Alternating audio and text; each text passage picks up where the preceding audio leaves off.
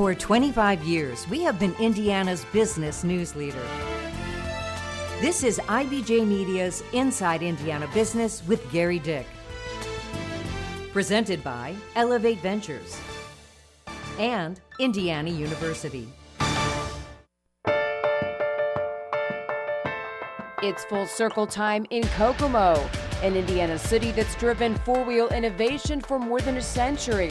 The city's ties to the first cars to ever hit the road to today's new age of auto manufacturing in the EV space. Billions of dollars in investment and thousands of new jobs in the pipeline. Plus, Northwest Indiana getting a big slice of the next form of clean energy, the economic impact of a new hydrogen hub coming to the state, and how a Hoosier mom is using tech to tackle one of Indiana's most alarming health issues in minority communities. Hello and welcome to Inside Indiana Business. I'm Gary Dick, coming to you this week from downtown Kokomo, the city of firsts, a city with a very rich automotive heritage that in many respects is coming full circle. We are just outside of the Sun King Brewery in downtown Kokomo. This is part of the Depot District here, an area that was once full of abandoned buildings, now benefiting from several $1 million of public and private investment over the past several years. Not far from here is the Walk of Excellence that includes a $12 million sports stadium, a $32 million housing development from Indianapolis-based Flaherty and Collins, as well as a $10 million Riverwalk project. But the big story here is, and always has been, the automotive industry. It is what has driven the economy in Kokomo, this city of 60,000, for decades. The city's automotive roots date back to the 1890s when Elwood Haynes invented the first commercially successful gas-powered automobile in the United States. Chrysler and General Motors would establish major manufacturing operations here that would employ thousands and fuel the city's economy and way of life. But Kokomo, like so many other so-called Rust Belt cities, would eventually see investment and jobs dry up until now. We'll be investing $2.5 billion with the potential to go up over $3 billion, with 1,400 new jobs right here in Kokomo to establish the first U.S. electric vehicle battery manufacturing right here in Kokomo. The auto industry is again making a home in Kokomo, this time as it transitions to the age of the electric vehicle. Star Plus Energy, a joint venture between Stellantis and Samsung SDI, has announced plans to build two plants. That's right, two major plants to produce batteries for electric vehicles, a combined investment of more than $6.3 billion, with plans to add 2,800 new jobs, not to mention the supplier and vendor jobs that are sure to follow. It is a vote of confidence for Kokomo and its workforce and could be transformational for the economy and quality of life.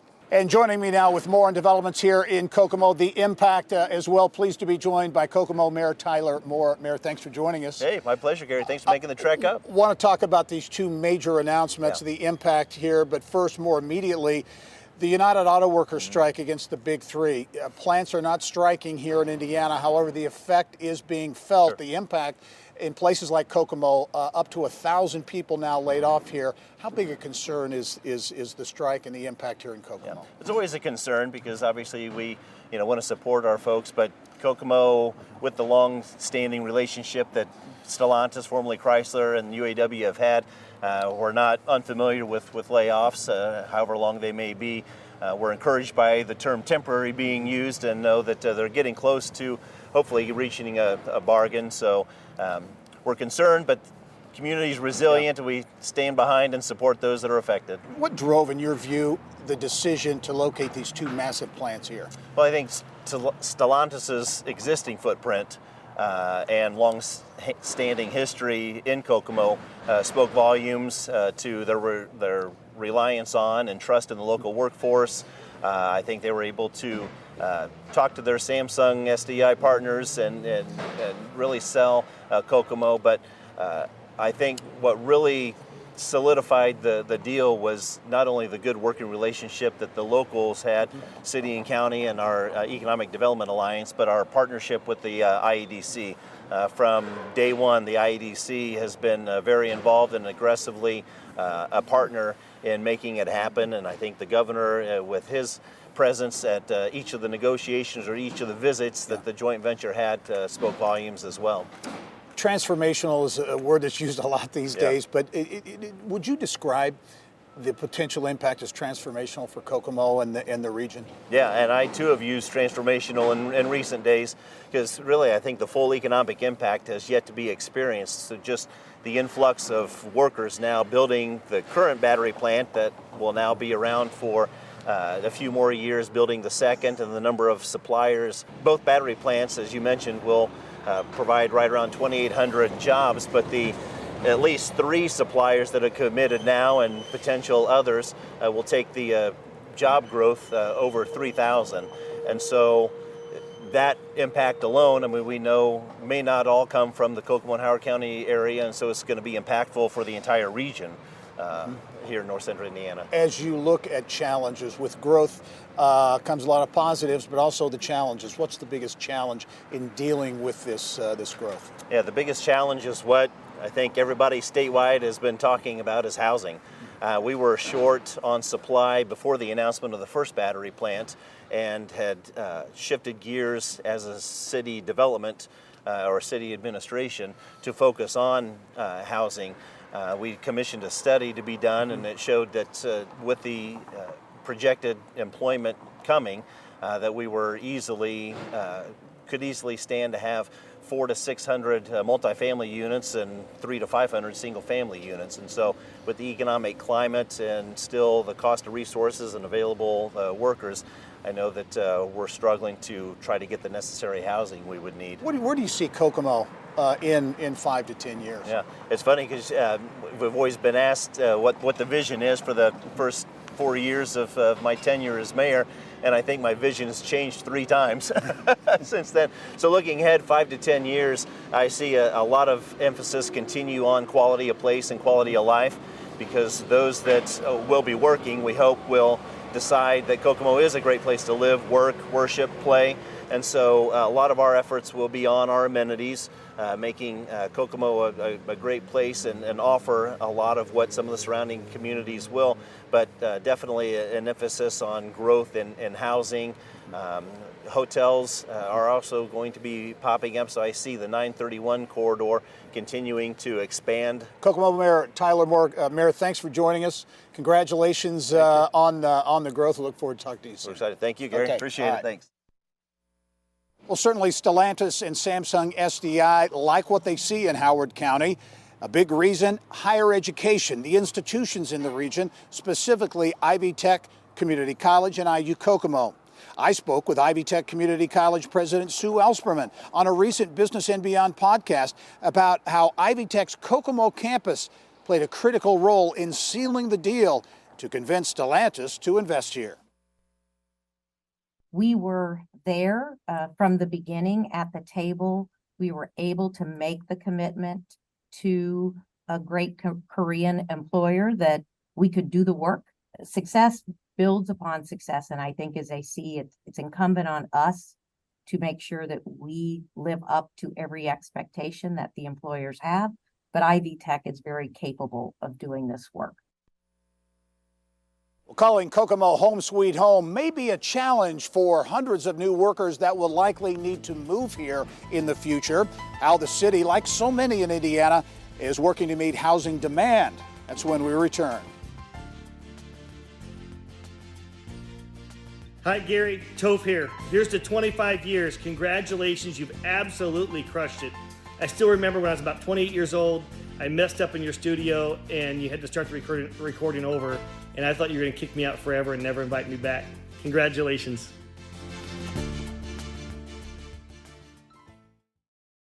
At PNC Bank, we're committed to making a difference in the lives of our customers and communities by helping them move forward financially.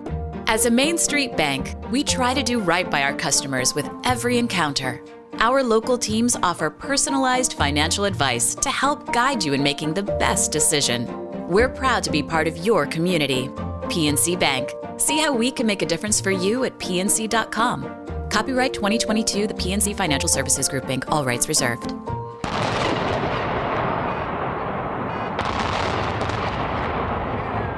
It served as a sign you were home for those who grew up in Kokomo. The landmark Kokomo gas tower, a Kokomo icon from the mid-1950s until it came tumbling down 20 years ago.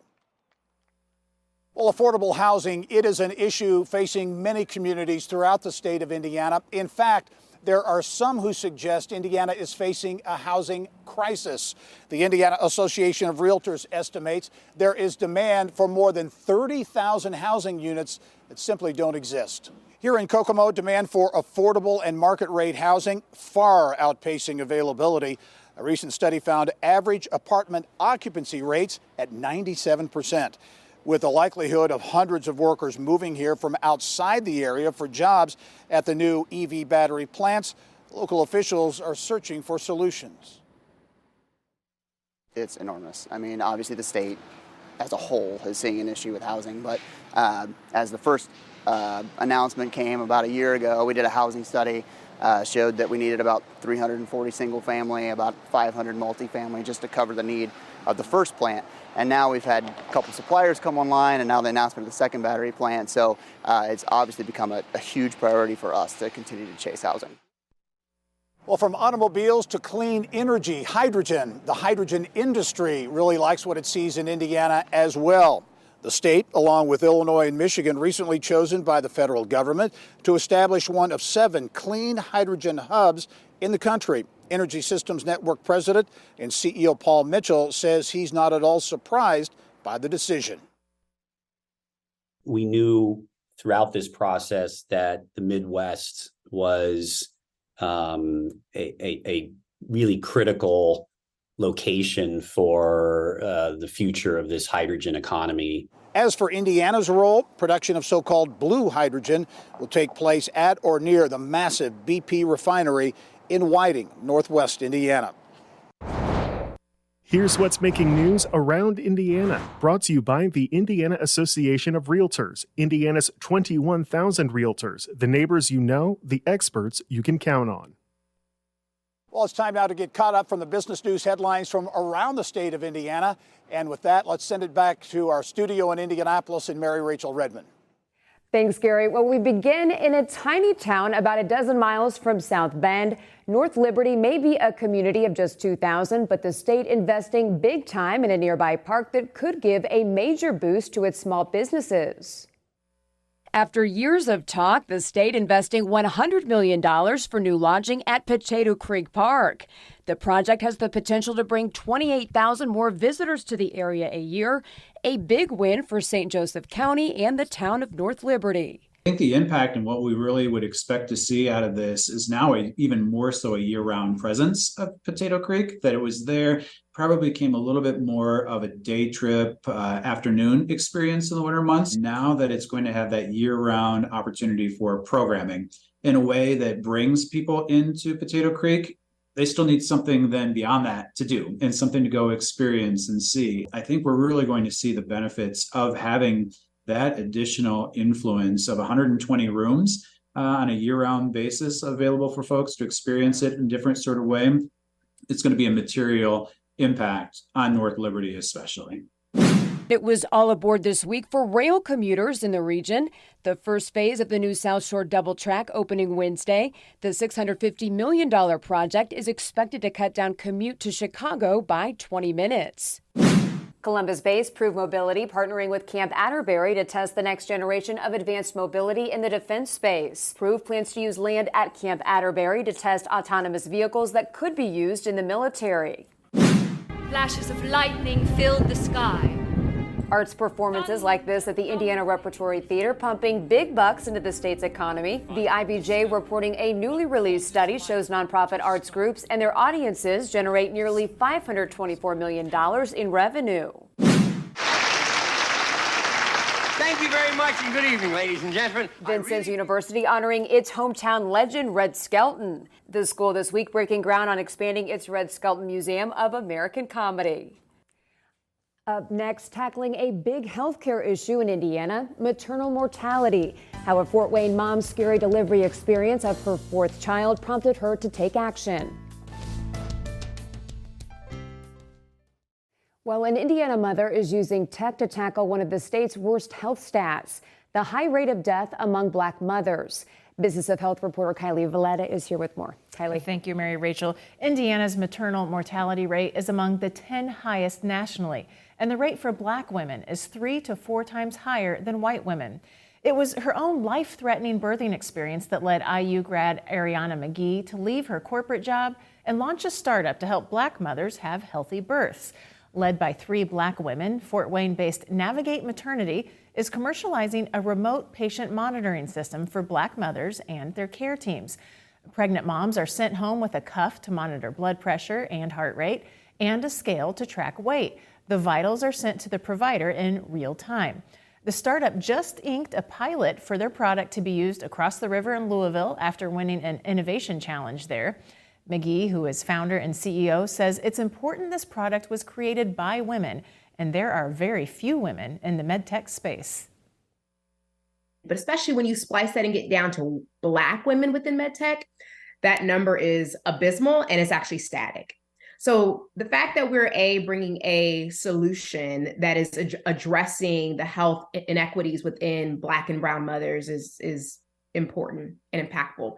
But number 2, the fact that we are Black women, so we reflect the patients that we want to serve. We are passionate because it is our sisters, it is our mothers, it is our daughters that are the ones that are dying. And so I think that gives us a much different perspective.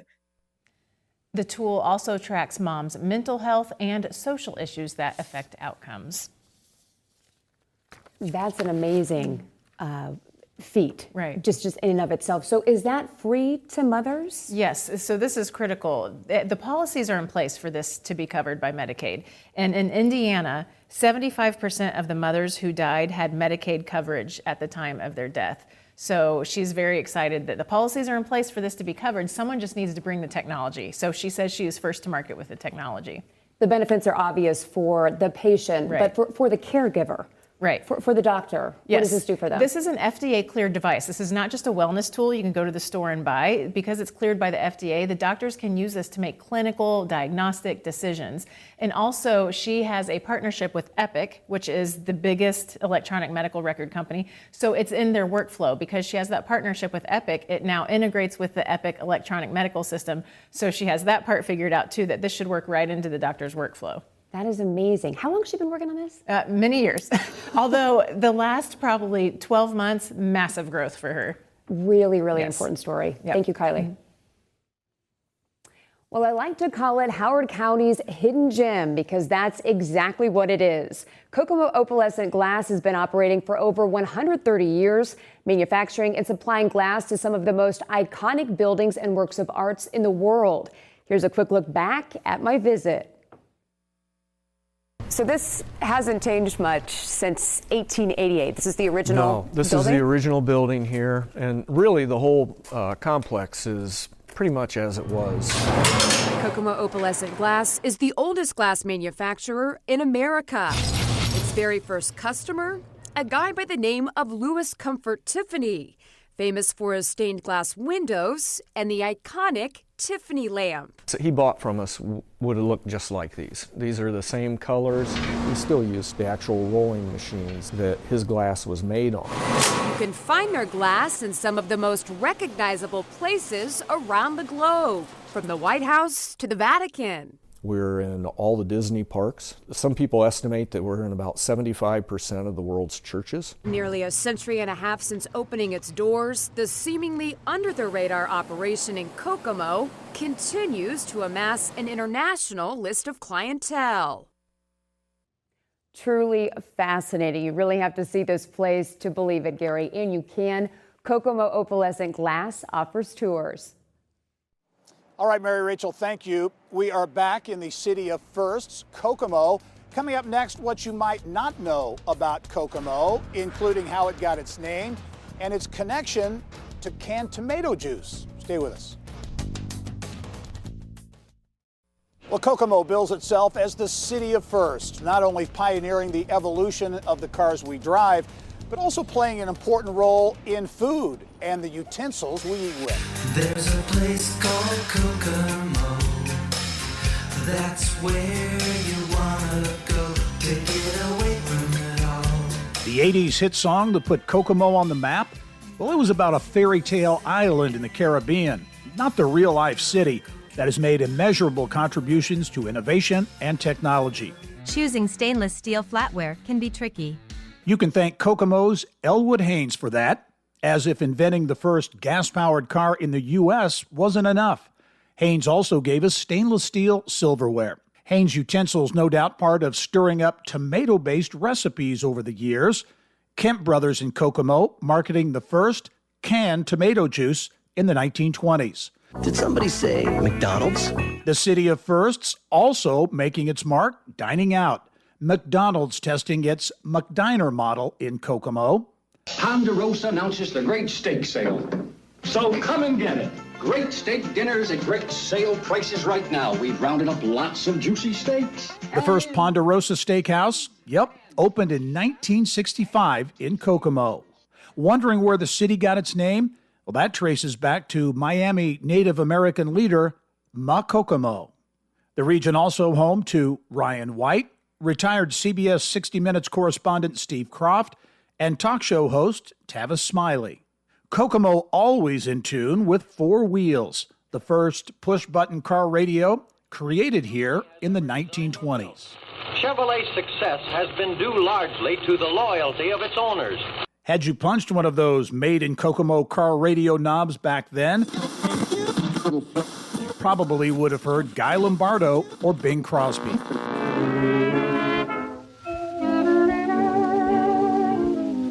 Kokomo, Indiana. Not a make-believe place in a song.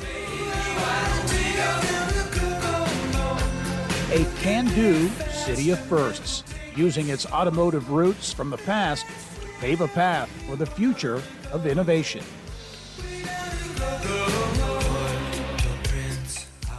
A great look at some of the fun facts associated with Kokomo from producer Teresa Ditton. Well, that's all the time we have for this week's edition of Inside Indiana Business. We hope you have enjoyed our look at Kokomo, a city that in many respects is coming full circle from its days as a pioneering auto industry town to now an emerging hub in the electric vehicle industry. Thanks for joining us. I'm Gary Dick. Go out and make it a successful week. Thank you for listening to the Inside Indiana Business Television podcast. Remember, you can get the latest business news from every corner of the state at InsideIndianaBusiness.com. I'm Gary Dick. Go out and make it a successful week.